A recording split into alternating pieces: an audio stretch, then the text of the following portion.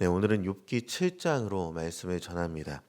역설의 신앙이라는 말 혹시 들어보셨는지 모르겠습니다.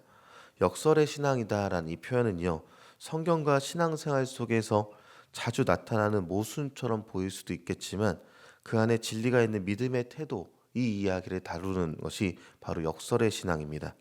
인간적인 논리나 세상의 기준으로는 이해하기 어려운 하나님의 방식과 그 가운데에서 성도들이 보이는 믿음의 반응을 설명할 때 쓰이는 말들, 이게 바로 역설의 신앙인 것이죠. 역설의 신앙의 대표적인 예시를 들어보면 고린도후서 12장 10절에 바울이 한 말 중에 약할 때 강함이라, 이런 고백도 있습니다.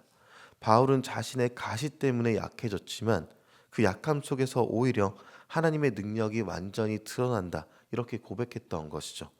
세상은 강해야 성공한다라고 말을 하지만 신앙은 약함을 통해서 하나님의 강하심을 드러내기도 합니다. 그리고 요한복음 12장 24절에는요. 죽어야 산다라는 말이 기록되어 있죠. 밀알이 떨어져 죽지 않으면 그대로 있고 죽으면 많은 열매를 맺는다라는 기록입니다. 그리고 마태복음 5장에서는요. 팔복에서 가난한 자가 복이 있다, 이런 이야기까지 합니다. 심령이 가난한 자는 복이 있다는 예수님의 말씀은요. 세상에 부여하는 다른 차원의 가치를 이야기해 주기도 하는 것이죠. 가난 속에서 하나님의 나라를 소망하는 자들에게 복되다라는 역설이 있는 것입니다. 그리고 오늘 본문에서 욥은요, 내가 침을 삼킬 틈도 없이 감시당한다, 이렇게 하면서 하나님께 하소연하고 있는 모습을 보여주고 있습니다. 그러니까 하나님이 자신을 너무 힘들게 하신다고 토로하면서 그 하나님을 끝까지 붙잡는 것이 바로 욥의 모습이었던 것이죠. 그분이 원망의 대상이면서 동시에 구원의 유일한 희망이다, 이것을 알고 있는 것이 바로 욥의 모습이었고 역설의 신앙인 것입니다. 오늘 우리가 함께 나눈 욥기 7장의 말씀은요, 극심한 고난 속에 있는 한 인간이 하나님 앞에서 울부짖는 깊은 탄식과 하소연을 담고 있습니다. 욥은 단 하루 만에 모든 재산과 자녀를 잃었고 온몸에 악성 종양이 뒤덮이는 그런 고통을 겪었습니다. 그 가운데 친구 엘리바스는 고통의 원인을 욥 자신의 죄에서 찾으라라고 말을 합니다.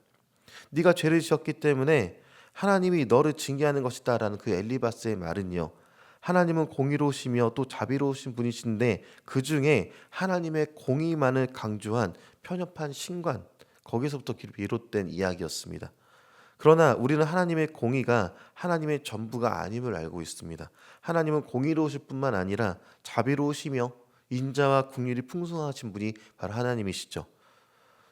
욥의 탄식은 너무나도 솔직하고 생생하게 오늘 기록하고 있습니다. 밤이 오면 잠들지 못하고 새벽을 기다리는 긴 밤이고 온몸을 파고드는 그 고통, 피부가 굳어졌다가 터지는 육체적 아픔, 이에 대해서 7절에 말하기를 내 생명이 한낮 바람 같음을 생각하소서라고 이야기까지 합니다.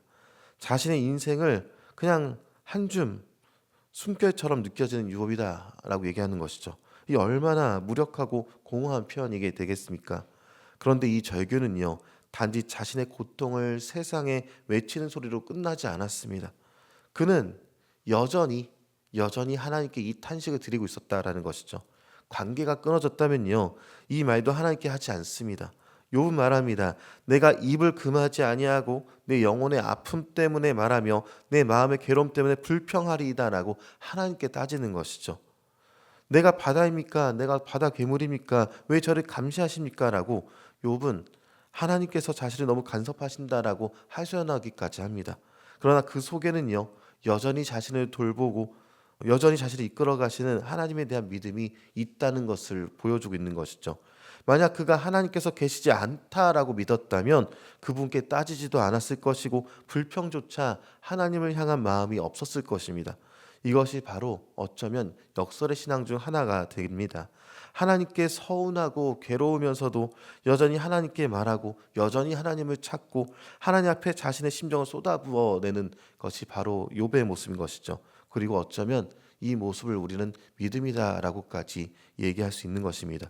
욥은 말합니다. 17절 18절에 보니까 사람이 무엇이기에 그를 크게 만드사 그에게 마음을 두시며 아침마다 권징하시며 순간마다 단련하시냐라고 얘기하는 것이죠. 그런데 이 비슷한 내용을 갖고 시편 기자는요, 하나님의 사랑을 찬양하기도 합니다. 욥은요, 그 관심이 너무나도 버거워 고통스럽다라고 토로하기까지 했죠.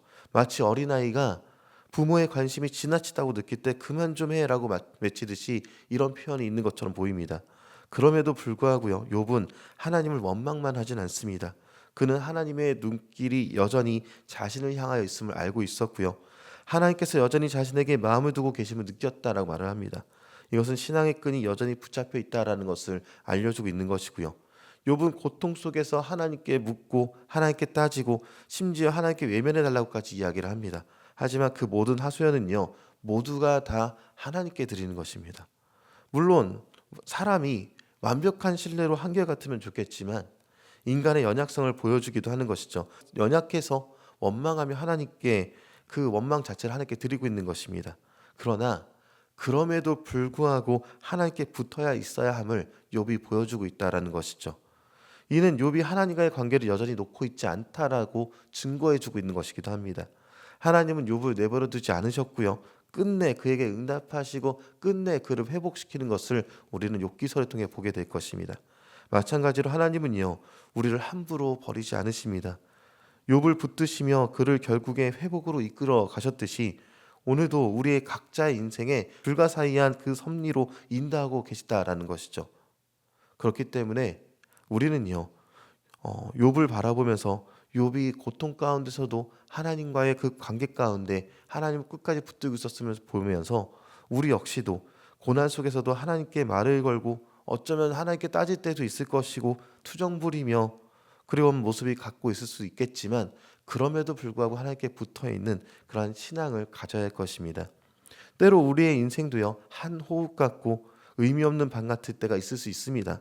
그러나 그런 시간에도 여전히 하나님은 우리를 포기하지 않으십니다. 우리가 포기하지 않고 하나님께 말을 거는 한 우리는 여전히 믿음 안에 있는 것입니다. 왜냐하면 그 이전에 주님께서는 먼저 다가와서 우리에게 계속해서 말을 걸고 계시기 때문에 그렇죠. 우리는 주님이 흘리신 피로서의 값을 주고 우리가 구속된 존재임을 기억하면서 어떤 상황에서도 하나님과의 관계를 포기하지 않는 그러한 신앙의 사람들이 되어야 할 것입니다. 괴로우니까 주님께 기도해야 되는 것이고요. 힘드니까 주님께 더 매달려야 하는 것이죠. 이러한 역설의 신앙으로서 오늘을 넉넉히 이겨내시는 저 여러분이 되시기를 주님의 이름으로 축원합니다.